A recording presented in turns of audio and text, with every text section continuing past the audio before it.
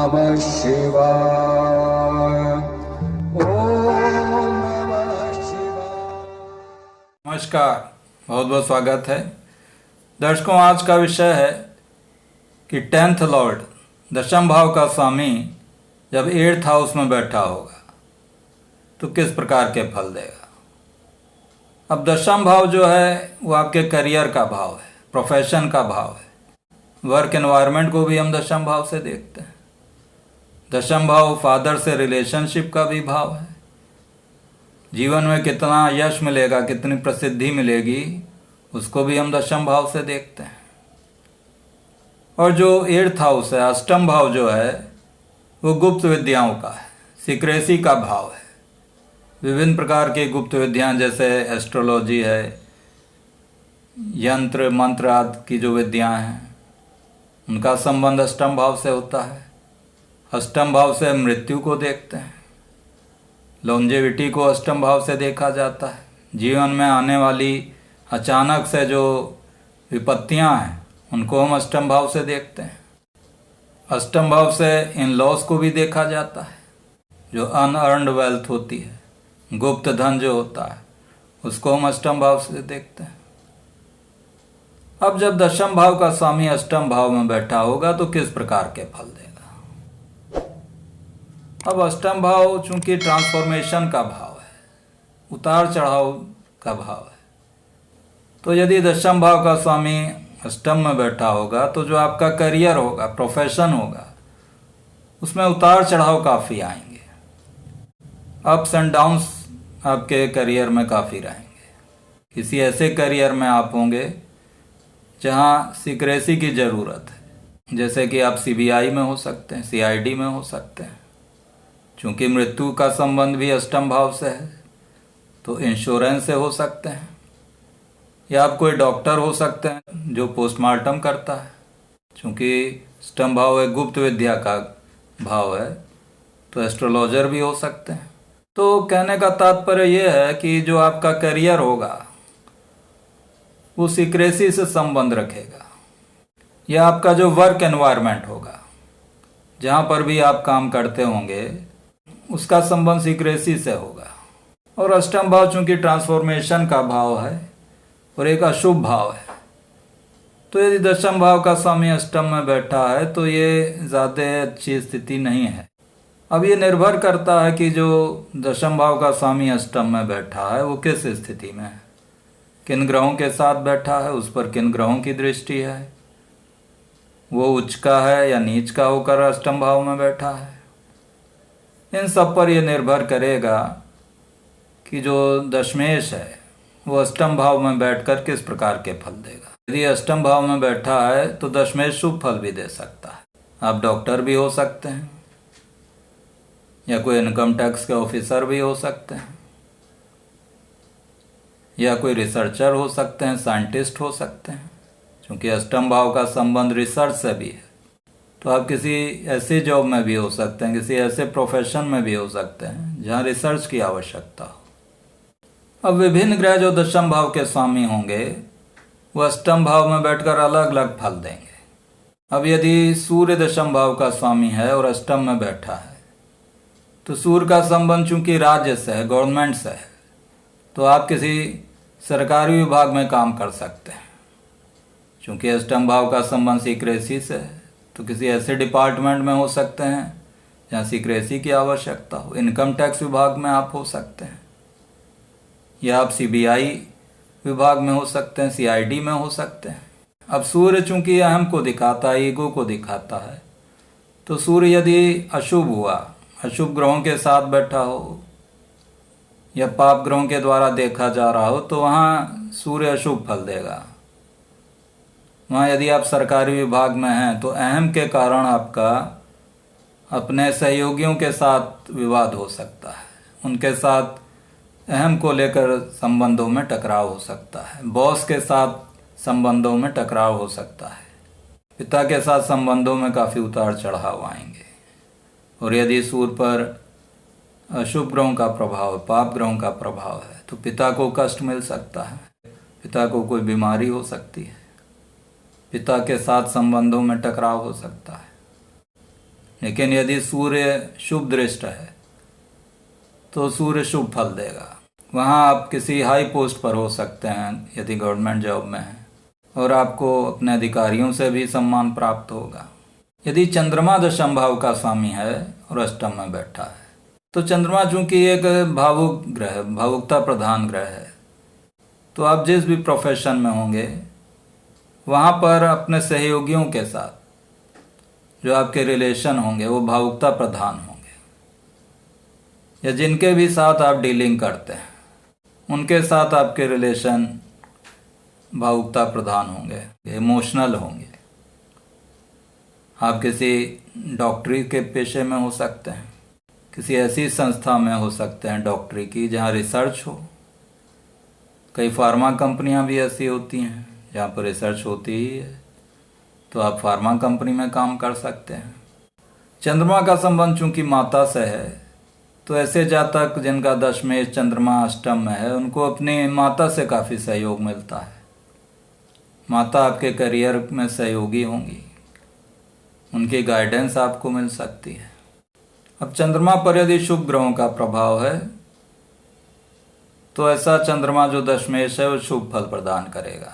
लेकिन चंद्रमा पर यदि अशुभ ग्रहों का प्रभाव हो गया या अशुभ ग्रहों के साथ बैठ गया, जैसे मान लीजिए चंद्रमा शनि के साथ बैठ गया, तो वहाँ पर ऐसा चंद्रमा अशुभ फल देगा।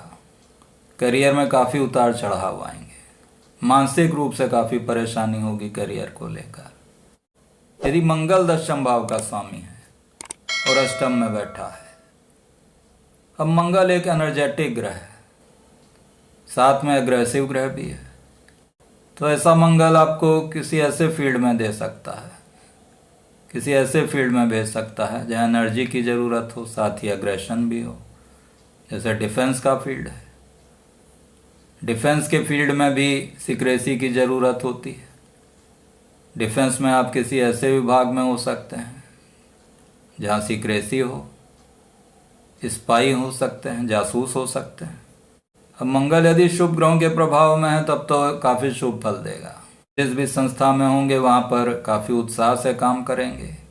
लेकिन यदि मंगल पीड़ित हो गया या शुभ ग्रहों के प्रभाव में हो गया, आप जहाँ कार्य कर रहे हैं वहाँ वाद विवाद की स्थिति हो सकती है। जो एग्रेशन होगा उसका डायरेक्शन गलत हो जाएगा, आर्गूमेंट्स की स्थिति बन सकती है। ऐसा मंगल आपको डॉक्टरी के पेशे में डाल सकता है।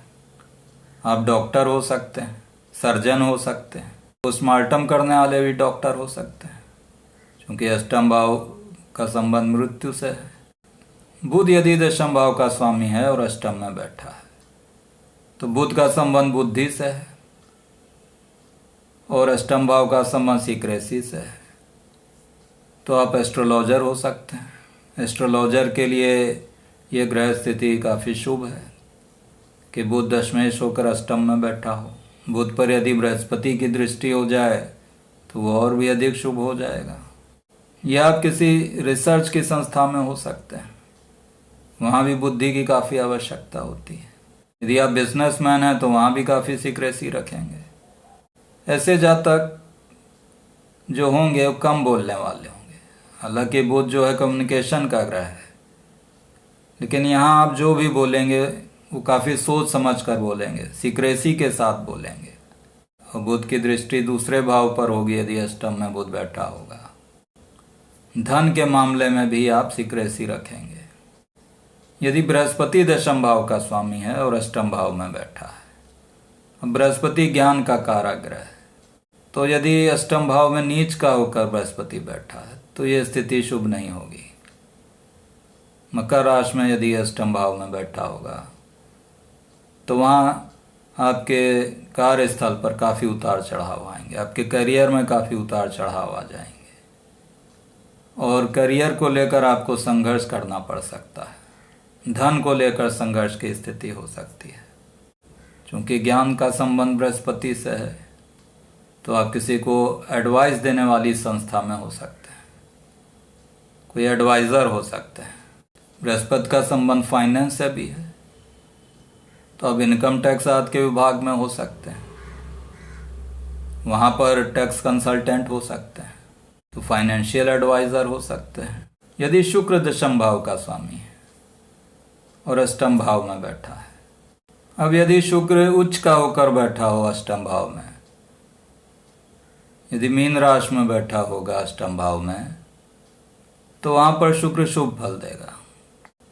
ऐसे व्यक्ति कोई डॉक्टर हो सकते हैं, फिल्म जगत में हो सकते हैं। यदि आप पुरुष हैं तो आपकी जो पत्नी होगी उसकी स्थिति हम शुक्र से देखेंगे। जहाँ पर आप कार्य कर रहे होंगे वहाँ स्त्रियों का सहयोग ज़्यादा मिलेगा आपको, या आप ऐसी जगह भी कार्य कर सकते हैं जहाँ स्त्रियों की संख्या अधिक होगी। तो यदि दशमेश होकर शुक्र अष्टम भाव में बैठा है, तो यदि उच्च का होकर बैठा है तो ये शुभ स्थिति होती है। ऐसे व्यक्ति किसी भी जॉब में हो, किसी भी करियर में हो, वहाँ पर उनके लिए शुभ होता है। लेकिन यदि मान लीजिए सिंह राशि में बैठा हो, तो सिंह राशि चूँकि शत्रु राशि है शुक्र की, तो वहाँ पर ऐसा शुक्र करियर में काफ़ी उतार चढ़ाव दे सकता है। यदि अशुभ ग्रहों के प्रभाव में हुआ शुक्र, तो वहाँ पर करियर में परेशानी हो सकती है। किसी स्त्री के कारण या किसी फीमेल सहयोगी के कारण आपको कोई परेशानी हो सकती है, उसके द्वारा आपको किसी प्रकार के अपमान का सामना करना पड़ सकता है। क्योंकि अष्टम भाव विपत्तियों का भी भाव है, सिक्रेसी का भाव तो है ही, साथ में विपत्ति का भाव भी है, परेशानी का भाव भी है, अपमान भी इससे मिल सकता है। तो यदि दशमेश अष्टम भाव में बैठा हो और पीड़ित हो किसी स्थिति में, चाहे कोई भी ग्रह हो, तो वहाँ आपको अपमान भी मिल सकता है, करियर में विपत्तियों का सामना भी करना पड़ सकता है, करियर में उतार चढ़ाव काफ़ी अधिक आ सकते हैं।